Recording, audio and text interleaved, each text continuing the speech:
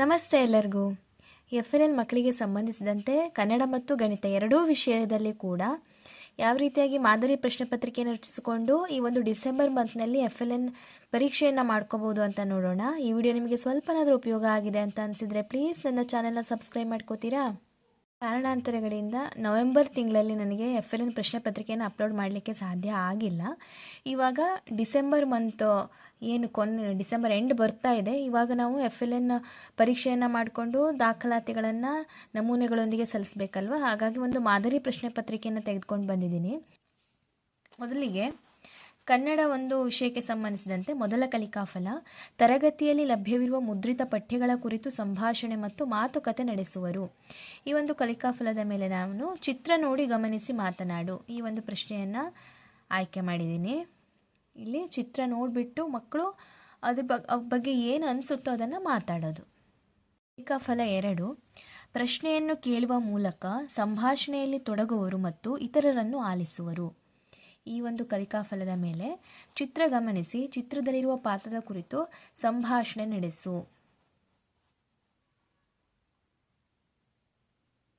ಇಲ್ಲಿ ನಾನು lower class ಒಂದು ಬುಕ್ಕಲ್ಲಿರೋ ಒಂದು ಚಿತ್ರವನ್ನು ಆಯ್ಕೆ ಮಾಡ್ಕೊಂಡಿದ್ದೀನಿ. ನಾವು ನಮ್ಮ ತರಗತಿಯಲ್ಲಿ ಆಯಾ ತರಗತಿಗೆ ಅನುಗುಣವಾಗಿ ಯಾವ ಚಿತ್ರ ಸೂಟ್ ಆಗುತ್ತೋ ಅದನ್ನು ಕೂಡ ಆಯ್ಕೆ ಮಾಡ್ಕೋಬಹುದು, ಅಥವಾ ಇದನ್ನೇ ಕೂಡ ನೀವು ಮಾದರಿಯಾಗಿ ತೆಗೆದುಕೊಳ್ಬೋದು. ಫಲ 3, ಹಾಡುಗಳು ಅಥವಾ ಕವನಗಳನ್ನು ಪಠಿಸುವರು. ನಿನ್ನ ಪಠ್ಯಪುಸ್ತಕದಲ್ಲಿ ಬಂದಿರುವ ನಿನಗಿಷ್ಟವಾದ ಪದ್ಯವನ್ನು ಓದು. ಫಲ 4, ಕಥೆಗಳು ಅಥವಾ ಕವಿತೆಗಳು ಇತ್ಯಾದಿಗಳಲ್ಲಿ ಕಂಡುಬರುವ ಪರಿಚಿತ ಪದಗಳನ್ನು ಪುನರಾವರ್ತಿಸುವರು. ಫಲ 4ಕ್ಕೆ ಸಂಬಂಧಿಸಿದಂತೆ ನಾನಿಲ್ಲಿ ಒಂದು ಕಥೆಯನ್ನು ಟೀಚರ್ಸೇ ಓದೋದು. ಇದು ಕಥೆಯನ್ನು ಮಕ್ಕಳು ಓದೋ ಅವಶ್ಯಕತೆ ಇಲ್ಲ. ಕಥೆಯನ್ನು ಟೀಚರ್ಸ್ ಓದಿ ಕಥೆಯಲ್ಲಿ ಗೆರೆ ಎಳೆದಿರುವ ಪದಗಳನ್ನು ಮಕ್ಕಳು ಓದಬೇಕು. ಇಲ್ಲಿ ಏನಾಗಿದೆ, ನಾನು ನನ್ನ ಹಿಂದಿನ ವಿಡಿಯೋದಲ್ಲಿ ಅಂದರೆ ಹಳೆಯ ವಿಡಿಯೋಗಳಲ್ಲಿ ಏನು ಮಾಡಿದ್ದೀನಿ, ಕೆಲವೊಂದಿಷ್ಟು ಕಲಿಕಾ ಚಟುವಟಿಕೆಗಳನ್ನು ಕಲಿಕಾ ಸಾಮಗ್ರಿಗಳನ್ನು ಅಪ್ಲೋಡ್ ಮಾಡಿದ್ದೀನಿ. ಅಂದರೆ ಪ್ರತಿಯೊಂದು ಕಲಿಕಾಫಲಕ್ಕೆ ಸಂಬಂಧಿಸಿದಂತೆ ಒಂದು ಚಿಕ್ಕ ಕತೆ, ನೀತಿ ಇರುವಂತಹ ಚಿಕ್ಕ ಕತೆ, ಆ ಕಥೆಯ ಮೂಲಕ ನಾವು ಯಾವ ರೀತಿಯಾಗಿ ಚಟುವಟಿಕೆಗಳನ್ನು ಮಾಡಿಸಿ ಆ ಕಲಿಕಾಫಲವನ್ನು ಸಾಧಿಸಬಹುದು ಅಂತ ಹಿಂದಿನ ವಿಡಿಯೋಗಳಲ್ಲಿ ಅಭ್ಯಾಸ ಚಟುವಟಿಕೆಗಳನ್ನು ನಾನು ಅಪ್ಲೋಡ್ ಮಾಡಿದ್ದೀನಿ. ಇದೇ ಒಂದು ಅಭ್ಯಾಸ ಚಟುವಟಿಕೆಯಿಂದ ನಾನು ಈ ಕಥೆಯನ್ನು, ಈ ಒಂದು ಪ್ರಶ್ನೆಯನ್ನು ಆಯ್ಕೆ ಮಾಡ್ಕೊಂಡಿದ್ದೀನಿ. ಅದು ತುಂಬ ನಿಜವಾಗ್ಲೂ ಹೆಲ್ಪ್ ಆಗುತ್ತೆ. ಅದು ಪ್ರತಿಯೊಂದು ಕಲಿಕಾಫಲಕ್ಕೂ ಕೂಡ ಒಂದೊಂದು ಚಿಕ್ಕ ಚಿಕ್ಕ ಕಥೆಗಳು, ಆ ಕಥೆಗಳಲ್ಲಿಯೇ ನಾವು ಆ ಒಂದು ಕಲಿಕಾಫಲಕ್ಕೆ ಸಂಬಂಧಿಸಿದಂತಹ ಚಟುವಟಿಕೆಗಳನ್ನು ಮಾಡಿಸೋದು. ಅದರಲ್ಲಿ ಒಂದು ಕಥೆ ನಿಜವಾದ ಸ್ನೇಹಿತರು. ಶಾಲೆ ಮುಗಿದ ನಂತರ ರವಿ ಮತ್ತು ಸಾರಾ ಮನೆಗೆ ಹೋಗುತ್ತಿದ್ದರು. ರವಿಯು ಕಾಲಿಗೆ ಏನೋ ತಗುಲಿ ಬಿದ್ದನು. ಅವನ ಮೊಣಕಾಲಿಗೆ ಗಾಯವಾಯಿತು. ಸಾರಾ ತಕ್ಷಣ ಅವನಿಗೆ ಎದ್ದು ನಿಲ್ಲಲು ಸಹಾಯ ಮಾಡಿ ತನ್ನ ಬಾಟಲಿಯಲ್ಲಿದ್ದ ನೀರನ್ನು ಕೊಟ್ಟಳು. ನಿನಗೆ ನೋವಾಯಿತೆ, ಮನೆಗೆ ಹೋಗೋಣ ಬಾ ಎಂದು ಹೇಳಿದಳು. ಅವಳು ರವಿಯ ಕೈ ಹಿಡಿದು ಅವನ ಮನೆ ತಲುಪುವವರೆಗೆ ಜೊತೆಗಿದ್ದಳು. ಈ ಒಂದು ಕಥೆಯನ್ನು ಮಕ್ಕಳು ಓದುವಷ್ಟು ಕೆಪೇಬಲ್ ಇದ್ದಾರೆ ಅಂದರೆ ಅವರ ಕೈನಲ್ಲೇ ಓದಿಸಿದ್ರು ಆಯಿತು. ಇಲ್ಲ, ಕಥೆಯನ್ನು ನಾವು ಓದಿ ಅದರಲ್ಲಿ ಅಂಡರ್ಲೈನ್ ಮಾಡಿದಂತಹ ಶಬ್ದಗಳನ್ನು ಅವರು ಪುನರಾವರ್ತಿಸೋ ಥರ ಮಾಡೋದು. ಪುಸ್ತಕದಲ್ಲಿರುವ ಕಥೆಗಳನ್ನು ಓದುವರು ಮತ್ತು ವಿವರಿಸುವರು. ಪಠ್ಯಪುಸ್ತಕದಲ್ಲಿರುವ ಯಾವುದಾದರೂ ಕಥೆಯನ್ನು ಓದಲು ಹೇಳಿ ಅದರ ಸಾರಾಂಶವನ್ನು ವಿವರಿಸಲು ತಿಳಿಸುವುದು.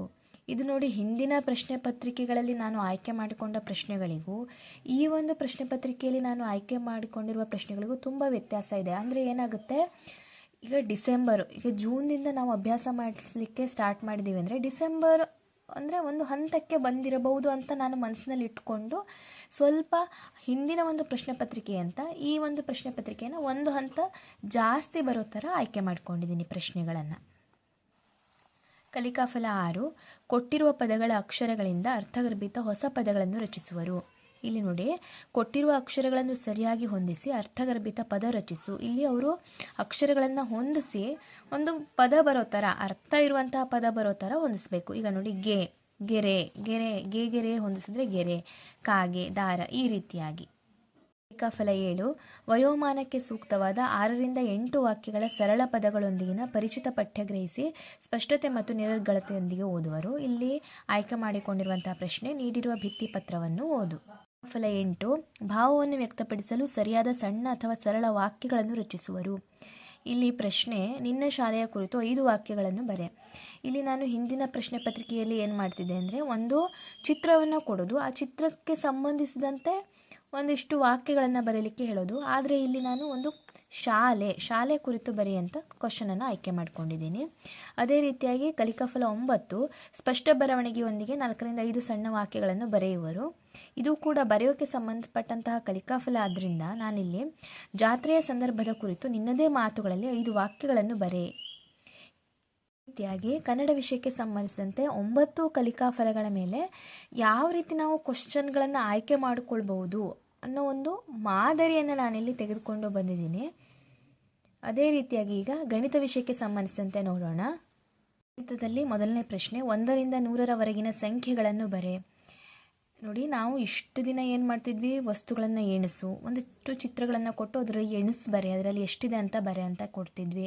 ಅಥವಾ ಒಂದಿಷ್ಟು ನಿಜವಾದ ವಸ್ತುಗಳನ್ನೇ ಕೊಟ್ಟು ಇದು ಎಷ್ಟು ಕೊಟ್ಟಿದ್ದೀನಿ ಅಂತ ಎಣಿಸಿ ಬರೆ, ಈ ರೀತಿ ಎಣಿಸೋದನ್ನು ಕೊಟ್ಟಿದ್ವಿ. ನಾನು ಇಲ್ಲಿ ಈ ಒಂದು ಮಂತಲ್ಲಿ 1ರಿಂದ 100ರವರೆಗಿನ ಸಂಖ್ಯೆಗಳನ್ನು ಬರೀಲಿಕ್ಕೆ ಕೊಟ್ಟಿದ್ದೀನಿ.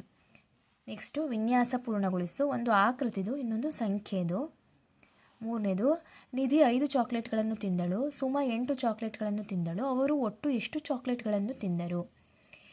ಈ ರೀತಿ ವಾಕ್ಯ ರೂಪದ ಪ್ರಶ್ನೆಗಳನ್ನು ನಾನು ಇಲ್ಲಿ ಸಂಕಲನದಲ್ಲಿ ತೆಗೆದುಕೊಂಡಾಗ, ಇಲ್ಲಿ ನಾನು ಯಾಕೆ ವಾಕ್ಯ ರೂಪದ ಪ್ರಶ್ನೆಯನ್ನು ತೆಗೆದುಕೊಂಡಿದ್ದೀನಿ ಅಂದರೆ, ಈ ಒಂದು ಎಕ್ಸಾಮನ್ನು ಬರೀತಿರುವಂಥ ಮಗು ಕನ್ನಡದ ಅಕ್ಷರಗಳನ್ನು ಓದಲಿಕ್ಕೆ ಕಲ್ತಿದೆ, ವಾಕ್ಯಗಳನ್ನು ಓದುತ್ತೆ. ಹಾಗಾಗಿ ನಾನಿಲ್ಲಿ ವಾಕ್ಯ ರೂಪದ ಪ್ರಶ್ನೆಯನ್ನು ತೆಗೆದುಕೊಂಡೆ.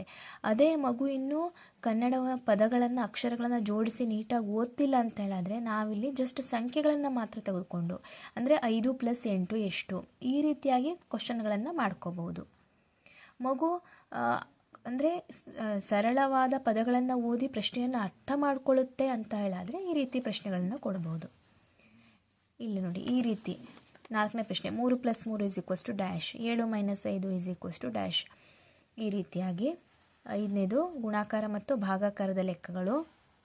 6ನೇದು ನಿನ್ನದೆಳತೆ ಒಂದು ಆಯತವನ್ನು ರಚಿಸು. ಇಲ್ಲಿ ಚಿತ್ರಗಳನ್ನು ನಾವೇ ಕೊಟ್ಟು ಅದರಲ್ಲಿ ಆಯತ ಎಷ್ಟಿದೆ, ಚೌಕ ಎಷ್ಟಿದೆ, ತ್ರಿಭುಜ ಎಷ್ಟಿದೆ, ಈ ರೀತಿ ಪ್ರಶ್ನೆಯನ್ನು ಮಾಡ್ಕೋಬೋದು. ಅಥವಾ ಅವರೇ ರಚನೆ ಮಾಡೋ ಥರ ಮಾಡ್ಬೋದು. ನಿನ್ನ ಪುಸ್ತಕ ಎಷ್ಟು ಉದ್ದವಿದೆ, ಅಳತೆ ಮಾಡಿ ಬರೆ. ಇನ್ನು ಎಡಬದಿಗೆ ಕುಳಿತಿರುವ ನಿನ್ನ ಸ್ನೇಹಿತ ಯಾರು, ಎಡ, ಬಲ, ಮುಂದೆ, ಹಿಂದೆ, ಇದು ಅವರಿಗೆ ಕನ್ಫರ್ಮ್ ಇರಬೇಕು. 9ನೇದು, 100 ರೂಪಾಯಿ ಆಗಲು 10 ರೂಪಾಯಿನ ಎಷ್ಟು ನೋಟುಗಳು ಬೇಕಾಗುತ್ತವೆ. ಈ ರೀತಿಯಾಗಿ ನಾವು ನಮ್ಮ ಒಂದು ತರಗತಿಯ ಮಕ್ಕಳು ಯಾವ ಒಂದು ಹಂತಕ್ಕೆ ಬಂದಿದ್ದಾರೆ, ಯಾವ ಒಂದು ಕಲಿಕಾಫಲದಲ್ಲಿ ಇದ್ದಾರೆ ಅನ್ನೋದನ್ನು ಮನಸ್ಸಿನಲ್ಲಿಟ್ಕೊಂಡು ಯಾವ ರೀತಿಯಾಗಿ ಮಾದರಿ ಪ್ರಶ್ನೆ ಪತ್ರಿಕೆಯನ್ನು ರಚನೆ ಮಾಡ್ಕೋಬೋದು ಅಂತ ನನ್ನ ಒಂದು ಅಭಿಪ್ರಾಯವನ್ನು ನಿಮ್ಮ ಜೊತೆ ಹಂಚ್ಕೊಂಡಿದ್ದೇನೆ. ಮೊದಲೇ ಹೇಳಿದಂತೆ ಇಲ್ಲಿ ಎಲ್ಲ ಕಲಿಕಾಫಲಗಳ ಮೇಲೂ ಕೂಡ ಪ್ರಶ್ನೆಯನ್ನು ತೆಗಿಬೋದು. ಅಥವಾ ನಮ್ಮ ಮಗು ಯಾವ ಕಲಿಕಾಫಲವನ್ನು ಸಾಧಿಸಿಲ್ಲೋ ಆ ಒಂದು ಕಲಿಕಾಫಲಕ್ಕೆ ಸಂಬಂಧಿಸಿದಂಥ ಪ್ರಶ್ನೆಗಳನ್ನು ಆದರೂ ನಾವು ಆಯ್ಕೆ ಮಾಡ್ಕೊಳ್ಬೋದು. ಯಾಕೆಂದರೆ ಕೊನೆಯಲ್ಲಿ ನಾವು ಕೊಡಬೇಕಾಗಿರೋದು ನಮೂನೆಯಲ್ಲಿ A-B ಅಷ್ಟೇ ತುಂಬಿ ಕೊಡಬೇಕಾಗಿರೋದ್ರಿಂದ ಎಲ್ಲ ಕಲಿಕಾಫಲಗಳ ಮೇಲೂ ಪ್ರಶ್ನೆಯನ್ನು ತೆಗೆದು ಬರೆಸಬೇಕು ಅಂತ ಏನೂ ಇಲ್ಲ.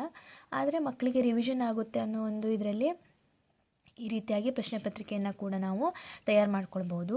ಈ ಒಂದು ಪ್ರಶ್ನೆ ಪತ್ರಿಕೆ ರಚನೆಯಲ್ಲೂ ಕೂಡ ನಾನು ಹಿಂದಿನ ವಿಡಿಯೋದಲ್ಲಿ ಹಾಕಿದಂತಹ ಅಭ್ಯಾಸ ಹಾಳೆಗಳು ತುಂಬ ಸಹಾಯ ಮಾಡುತ್ತೆ. ಅದು ಒಂದು ನಾವು ಪ್ರಿಂಟ್ ತೆಗೆದಿಟ್ಕೊಬಿಟ್ರೆ ಕ್ವಶನ್ ಪೇಪರಾಗಿ ಕೂಡ ನಾವು ಅದನ್ನೇ ಕೊಟ್ಕೋಬೋದು. ಅಂದರೆ ಅಲ್ಲಿ ಕಥೆಗಳ ಜೊತೆ ಪ್ರಶ್ನೆಗಳು ಇರುತ್ತೆ, ಅದು ತುಂಬ ಸಹಾಯ ಆಗುತ್ತೆ. ನನ್ನ ಮುಂದಿನ ವಿಡಿಯೋದಲ್ಲಿ ಗಣಿತ ವಿಷಯಕ್ಕೆ ಸಂಬಂಧಿಸಿದಂತಹ ಅಭ್ಯಾಸ ಹಾಳೆಗಳನ್ನು ಹಾಕೋದಕ್ಕೆ ಪ್ರಯತ್ನ ಪಡ್ತೀನಿ. ಈ ವಿಡಿಯೋ ನಿಮಗೆ ಇಷ್ಟ ಆಗಿದೆ ಒಂದು ಲೈಕ್ ಮಾಡಿ ಅಂತ ಹೇಳ್ತಾ ಥ್ಯಾಂಕ್ ಯು ಫಾರ್ ವಾಚಿಂಗ್.